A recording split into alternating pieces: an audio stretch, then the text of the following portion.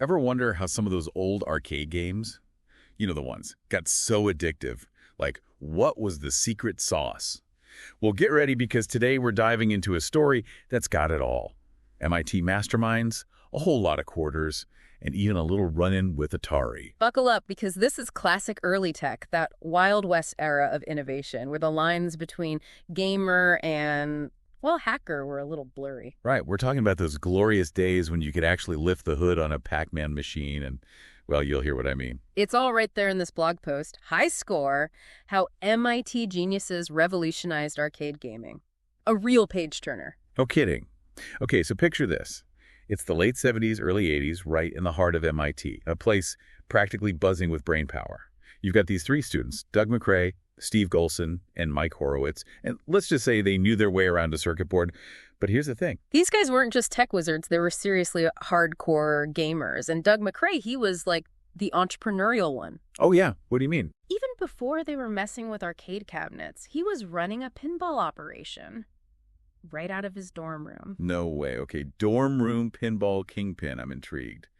But they didn't stop at pinball, did they? Oh no, they set their sights on bigger things. Those glowing arcade games that were everywhere back then. They had this wild idea. What if they made them harder? Harder. That seems counterintuitive, right?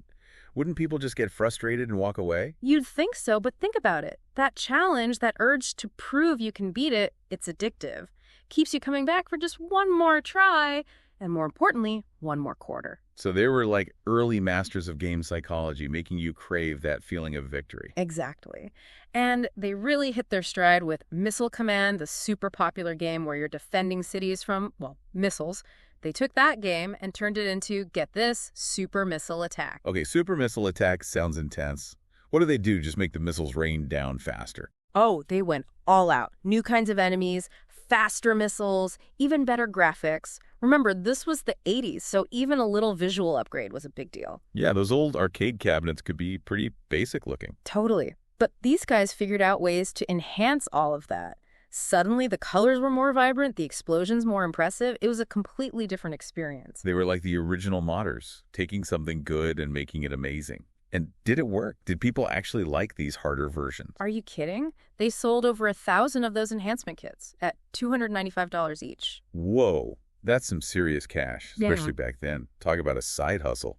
So they're raking it in. They're basically arcade heroes. What could possibly go wrong? So they're riding high. They've cracked the code to arcade success. What's next? Well, they set their sights on the big one, the game that was basically taking over the world. Let me guess. Donkey Kong. Close, even bigger. Pac-Man. Ah, Pac-Man. The yellow fellow who launched 1,000 arcades. So what do?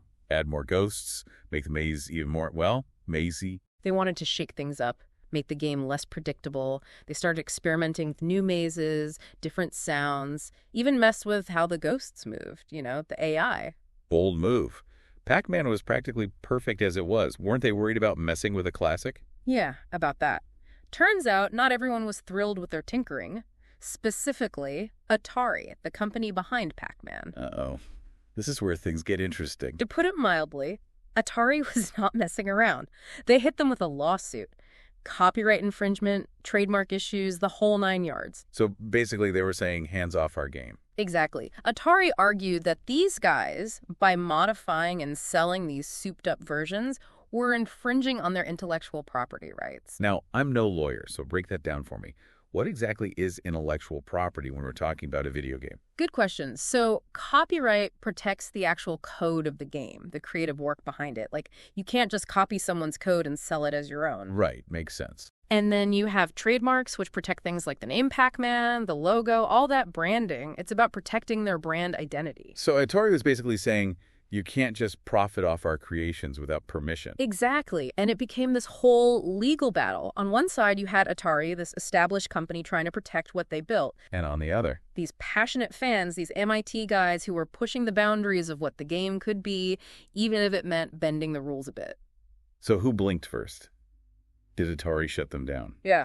Did they go to court? I need to know. All right, so last we left off, our MIT crew was staring down a lawsuit from Atari. Did they end up in court, or did they manage to work things out? Well, it didn't quite go to court. They actually reached a settlement, which, when you think about it, is kind of amazing. Okay, let me guess. They had to promise to never even look at a Pac-Man machine again, maybe fork over some cash, and slink back to their dorm rooms. Well, they did agree to stop messing with Atari's games, no more unauthorized upgrades. But here's the crazy part.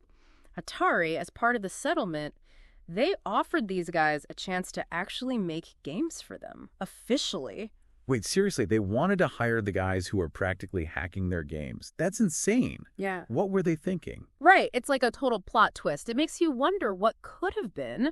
What if these guys had actually joined Atari? Would they have become gaming legends? Would their unique approach to game design have shaken things up? It's like a what-if moment in video game history. But even though they didn't end up working for Atari, their story is still relevant today, don't you think? Totally. I mean, this whole thing with Pac-Man really shows you this tension that's always existed between fans who want to create and companies trying to protect their products. Yeah, and that hasn't gone away, right? I mean, look at all the fan-made stuff out there, mods, remixes, it's huge. Exactly. And it's tricky.